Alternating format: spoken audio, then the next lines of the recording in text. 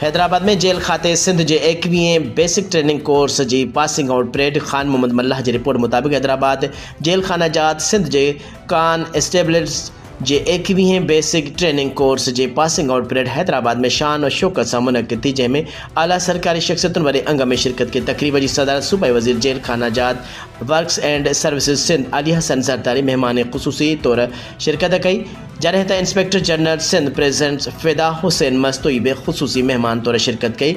DIG रेंजन Hyderabad Mohammad Nasir Khan, DIG headquarter Syed Munawar Ali Shah, DIG women and शबिया शाह पिण तकरीब में मौजूद हुआ।